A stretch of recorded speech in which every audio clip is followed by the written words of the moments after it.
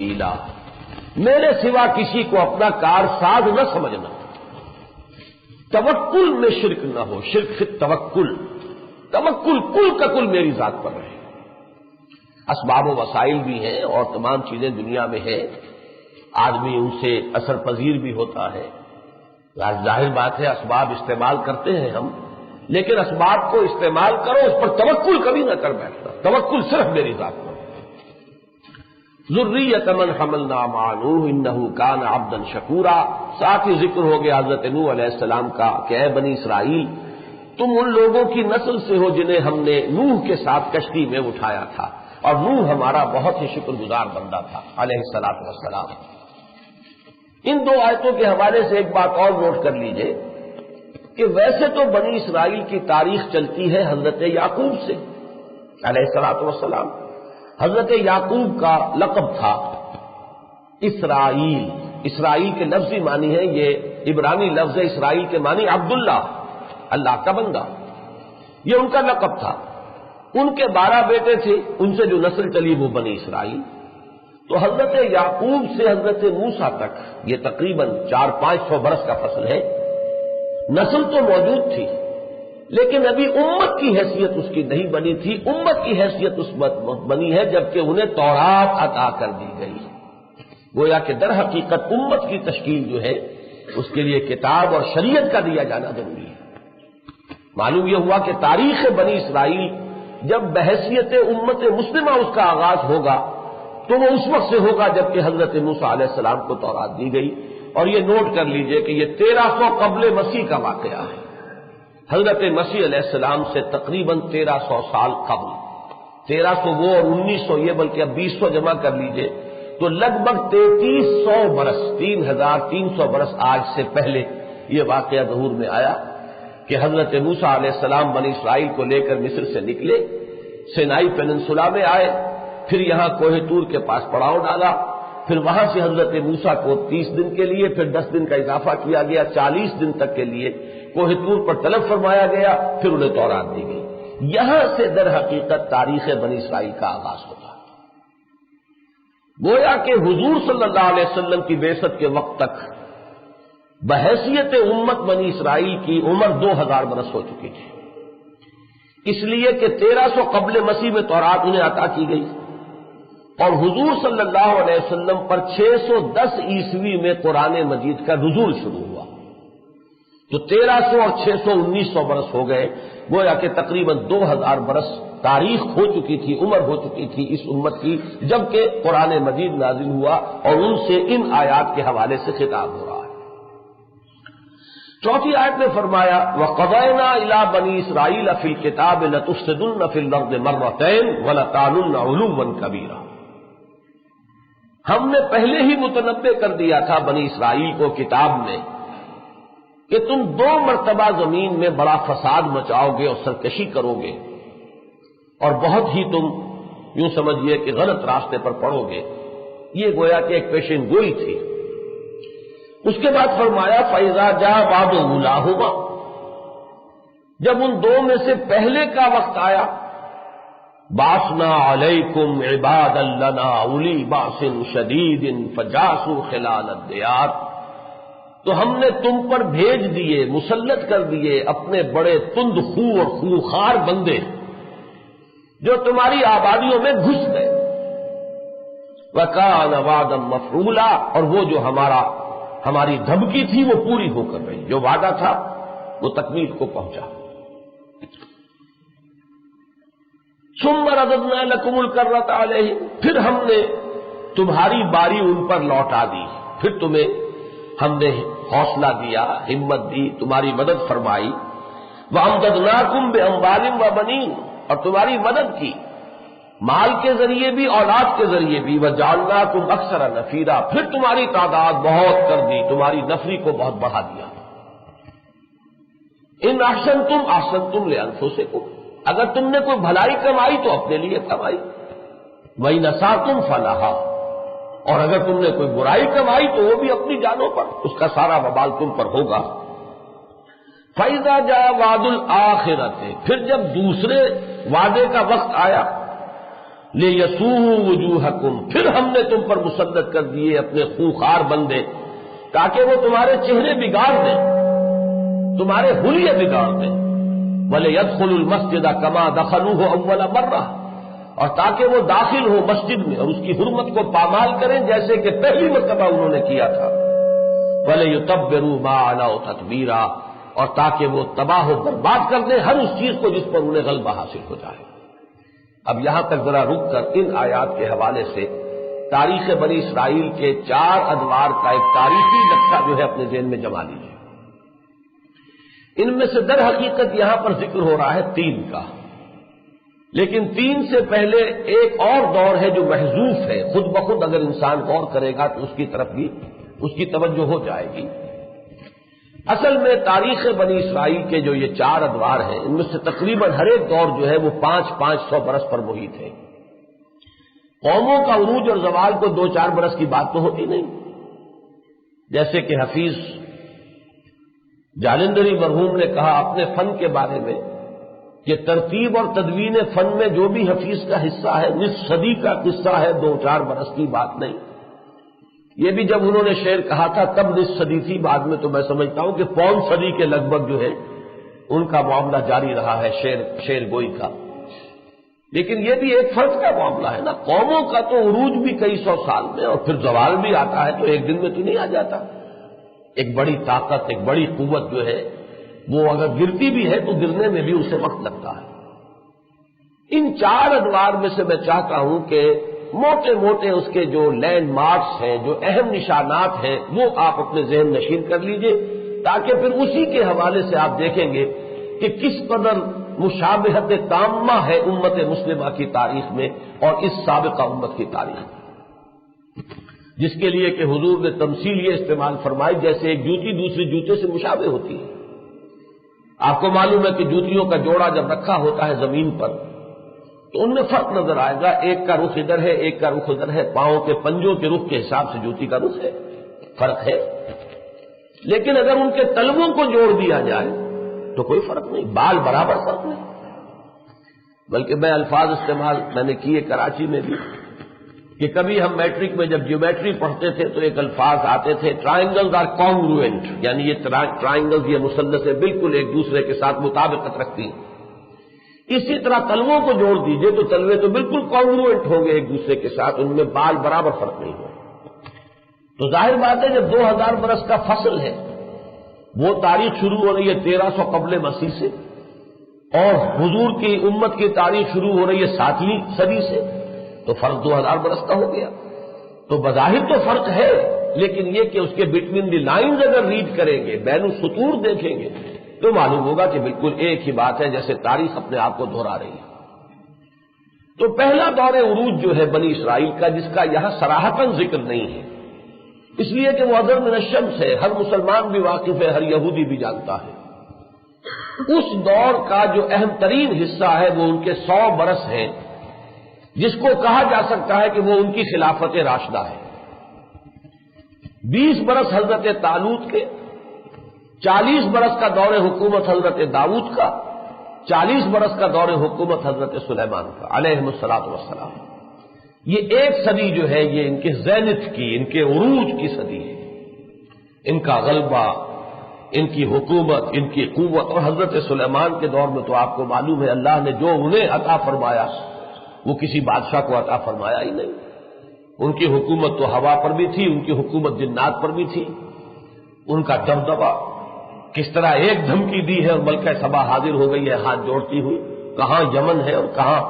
یہ فلسطین کے علاقے میں اور شام کے علاقے میں حضرت سلیمان کی مملکت تھی۔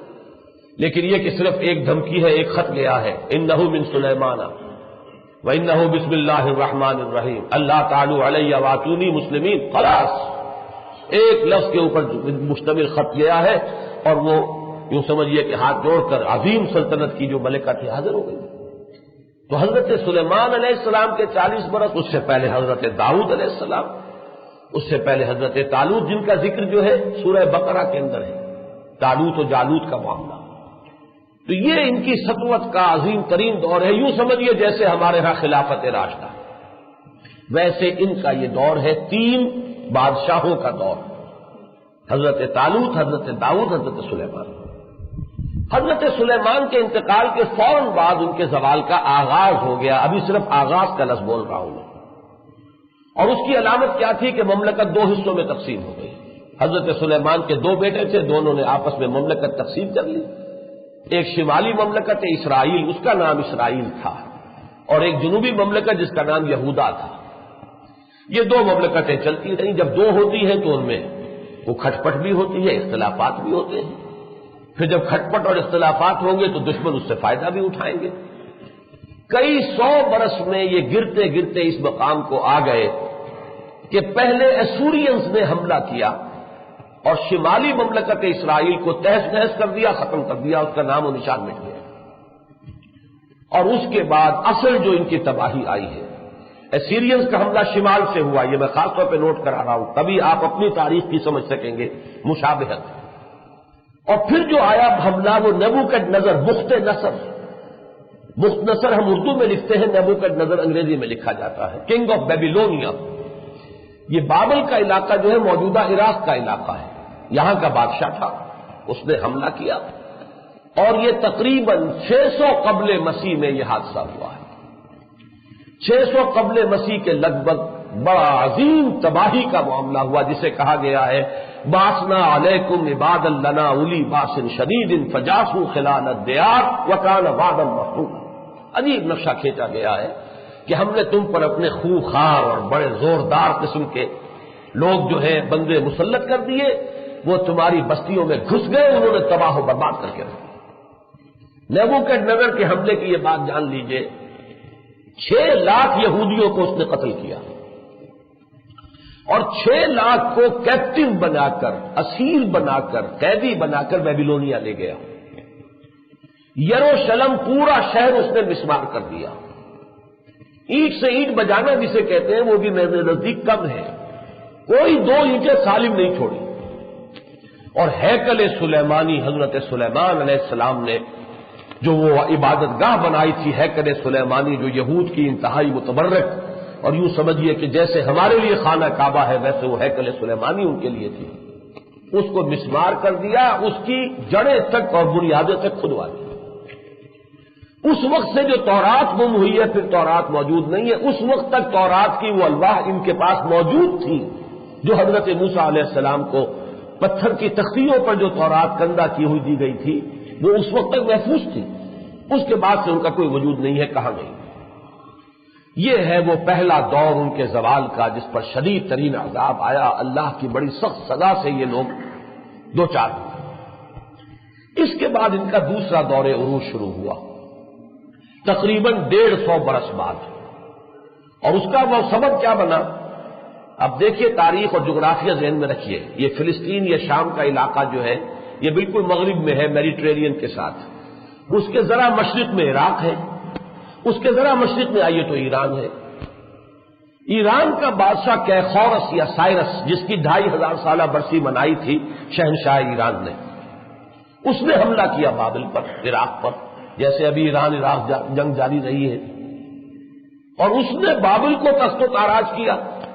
اور یہودیوں کو اجازت دے دی جو وہاں اسیری کی کیفیت میں تھے کہ جاؤ تم جا کے اپنا شہر آباد کر لو، ہیکل تعمیر کر لو۔ حضرت عزیر علیہ السلام نے ان کے اندر ایک نئی ایمانی روح پھونک دی، پھر اللہ کی طرف رجوع کرو، توبہ کرو، اپنے اخلاق کو بہتر کرو، شرک کے توہمات کو چھوڑ دو، بدعات کو ترک کرو، صحیح صحیح دین پر عمل کرو۔ تو گویا کہ دونوں اعتبارات سے اب ان کے اندر عروج کی طرف، اخلاقی اور دینی اعتبار سے بھی عروج حضرت عزیر علیہ السلام کے ذریعے۔ یہی وجہ ہے کہ حضرت عزیر کو یہ خدا کا بیٹا کہتے ہیں، اس لیے کہ بہت بڑے محسن ہیں ان کے حضرت عزیر علیہ السلام۔ انہی کے ذریعے سے اس قوم میں نئی زندگی پیدا ہوئی اور نئے عروج کی طرف ان کی جو ہے پیش قدمی شروع ہوئی۔ ادھر سے جو ہے چونکہ سائرس نے یا کیخورس نے اجازت دے دی، جاؤ تم اپنا شہر آباد کر لو، یہ دوبارہ آئے، جیسے تیسے انہوں نے ہیکل کو دوبارہ تعمیر کیا۔ پھر ایک عظیم مکابی سلطنت دنیا میں رہی ہے کئی 100 برس تک، بڑی طاقت تھی، بڑی سطوت تھی۔ یہ دوسرا دور عروج ہوا۔ پہلا دور عروج حضرت طالوت، حضرت سلیمان، حضرت داؤد کا دور حکومت، یہ اس کا کلائمیکس ہے، اس کا اہم نشان ہے۔ اس کے بعد پہلا دور زوال ایسیرینز کے ہاتھوں اسرائیل کی تباہی اور بیبیلونینز کے ہاتھوں نیبوکڈنیزر کے ہاتھوں یروشلم کی بربادی اور 6 لاکھ یہودیوں کا قتل ہونا اور 6 لاکھ کا لے جایا جانا۔ دوسرا دور عروج حضرت عزیر علیہ السلام کی دعوت تجدید ایمان اور توبہ کے نتیجے میں اور مکابی سلطنت کی شکل میں ان کا دوبارہ عروج۔ اب دوسرا دور زوال یا چوتھا دور جو آیا اگر سب کو شامل کریں، یہ پھر اس کے بعد شروع ہوا ہے، پھر ان میں پستی آئی، پھر وہی علامہ اقبال کا شعر بڑا پیارا ہے اس میں کہ میں تجھ کو بتاتا ہوں تقدیر امم کیا ہے، شمشیر و ثنا اول طاؤس و رباب آخر۔ جب قوموں کے اندر یہ عیاشیاں اور رقص و سرود اور ثقافت اور اس کے نام پر عیاشی شروع ہو جاتی ہے تو پھر قوم جو ہے وہ گھن کی طرح گویا کہ کھائی جاتی ہے، اس میں طاقت نہیں رہتی کہ وہ کھڑی رہ سکے۔ لہذا جب دوبارہ یہ پستی میں گرے ہیں تو اب دوسرے دور زوال کا جو سب سے اہم واقعہ ہے وہ 80 عیسوی میں، اس کی بہت بڑی علامت تو یہ ہے کہ ان بدبختوں نے حضرت مسیح علیہ السلام کو جادوگر قرار دے کر، کیونکہ حضرت مسیح تو میں 80 عیسوی کہہ رہا ہوں نا، حضرت مسیح علیہ السلام کی پیدائش کو 80 برس گزر چکے تھے اور تقریباً 33 برس کی عمر میں انہیں آسمان پر اٹھایا گیا ہے، تو تقریباً نصف صدی گزر چکی تھی کہ انہوں نے اللہ کے جلیل القدر پیغمبر کو جادوگر اور مرتد قرار دیا، واجب القتل قرار دیا۔ کسی مسلمان قوم کی ذہنیت کے مست ہو جانے کی اب اس سے بڑی کوئی مثال نہیں ہو سکتی، اور ان کو انہوں نے اپنے طور پر تو بہرحال سولی پر چڑھا کر دم دیا۔ یہ دوسری بات ہے کہ اللہ نے کیا معاملہ کیا، انہیں کیسے اٹھایا، یہ علیحدہ مسئلہ ہے، انہوں نے تو سولی پر چڑھا دیا۔ اس کی جو سزا ملی ہے نصف صدی کے بعد، اور وہ یہ ہے کہ ٹائٹس رومی جنرل جو ہے اس نے حملہ کیا، اور پھر اس حملے میں جو بربادی ان پر آئی ہے یروشلم میں، یہ تو چونکہ یوں سمجھیے کہ اب 1989 ہے اور سن 80 کا یہ واقعہ ہے، تو 1909 برس کی پہلے کی بات ہے، صرف یہ بہت پرانی بات نہیں ہے، اس کی پوری تاریخ محفوظ ہے۔ 1,20,000 یہودی اس شخص نے ایک دن میں قتل کیے ہیں یروشلم میں، اور اس کے بعد سے جو یہودیوں کو وہاں سے نکال دیا گیا کہ تم یہاں نہیں رہ سکتے، تو یوں سمجھیے کہ تقریباً 600 برس تک یہ لوگ پھر یروشلم میں داخل نہیں ہو سکے۔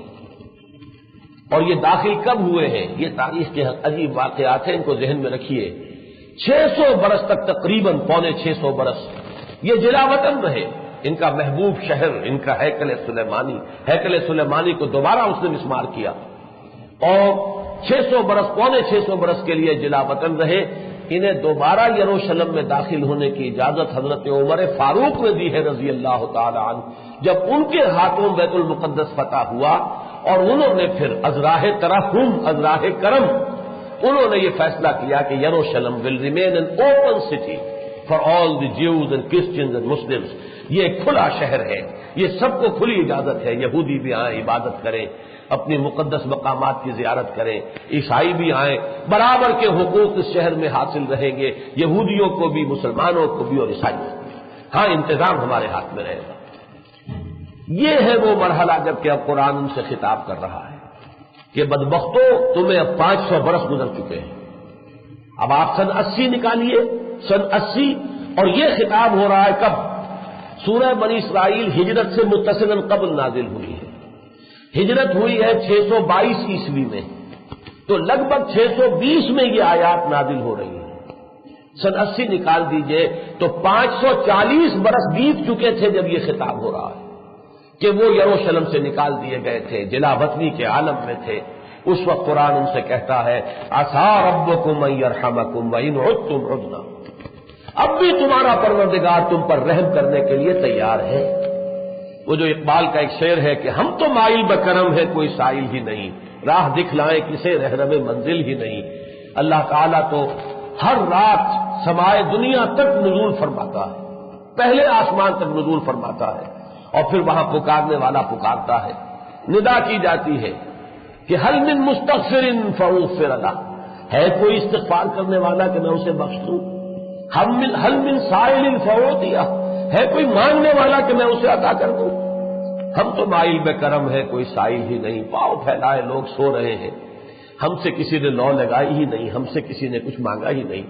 ہم تو بےتاب ہے دینے کے لیے، ہم تو مائل بکرم ہے کوئی سائل ہی نہیں، راہ دکھلائیں کسے رہنم منزل ہی نہیں۔ تو قرآن یہاں کہہ رہا ہے اب کہ عسیٰ ربکم ان یرحمکم، اے یہودیوں، اے بنی اسرائیل، اب بھی تمہارا پروردگار تم پر رحمت کے لیے تیار ہے۔ وَإِنْ عُدْتُمْ عُدْنَا، لیکن پھر اگر تم نے اپنی وہی سابقہ روش کفر اور شرک کی برقرار رکھی تو جان لو کہ پھر ہم بھی وہی کچھ کریں گے جو پہلے کرتے رہے تھے۔ ان 1400 برسوں کے دوران جو کچھ ان کے ساتھ ہوا ہے اس کی تاریخ مجھے اس وقت بیان نہیں کرنی ہے، لیکن ان عدتم عدنا کی ایک مثال اس صدی میں آئی ہے۔ یہ تو ہماری ریسنٹ ہسٹری ہے۔ ہٹلر نے جو کچھ ان کے ساتھ کیا ہے، صرف جرمنی نہیں، جب ہٹلر بجلی کسی تیزی کے ساتھ تقریباً پورے یورپ پر قابض ہو چکا تھا، پورا فرانس اس کے پاس ہے، پورا مشرقی یورپ، وہ تو ماسکو تک جا پہنچا تھا، اپنے اس پورے علاقے میں سے اس نے یہودیوں کو جمع کیا ہے، ایکسٹرمینیشن، ان کا نام و نشان مٹانے کی کوشش کی ہے۔ اور اس کے لیے شاید بہت سے حضرات کو یقیناً معلوم ہوگا، لیکن بہت سے لوگوں کو معلوم نہ ہو کہ خصوصی پلانٹ بنائے گئے ان کو ختم کرنے کے لیے، اس لیے کہ ویسے قتل کریں تو کتنوں کو قتل کریں گے، پھانسی چڑھائیں تو کتنوں کو چڑھائیں گے، پھر ان کی ڈیڈ باڈیز کا کیا کریں گے۔ Special gas chambers, special plant کہ ایک طرف سے آدمی داخل ہو رہے ہیں اور کچھ 1000-2000 آدمی ایک ہال میں جمع کر لیے، گیس چھوڑ دی، سب مر گئے۔ اس کے بعد جیسے فیکٹریز کے اندر آپ کو معلوم ہے پٹا چل رہا ہے، اب وہ لاشیں جا رہی ہیں، ان کو کترا جا رہا ہے، جیسے کہ کبھی یہ جو کترے جاتے تھے، یہ چارہ کترا جاتا تھا، ٹکڑے کر دیے گئے، پھر ان کی وہ اسپیشل ٹریٹمنٹ جس سے یہ کہ پلانٹ سے باہر جو نکلتا تھا وہ ایک بدبودار سیاہ قسم کا مائع سیال نکلتا تھا، آدمی کا کوئی وجود نہیں ہوتا۔ تو کم سے کم 20-25 لاکھ یہودی تو ہٹلر کے ہاتھوں اس صدی کے اندر ختم ہوئے۔ یہ ہے ان عدتم عدنا۔ یہ ظاہر بات ہے کہ جو کچھ ہوتا ہے دنیا میں وہ اللہ تعالیٰ کے اذن سے ہوتا ہے۔ یہ سزا در حقیقت وہی دھمکی کا ظہور ہے کہ اگر تم اپنی اسی روش پر قائم رہے تو پھر ہم وہی کچھ کریں گے۔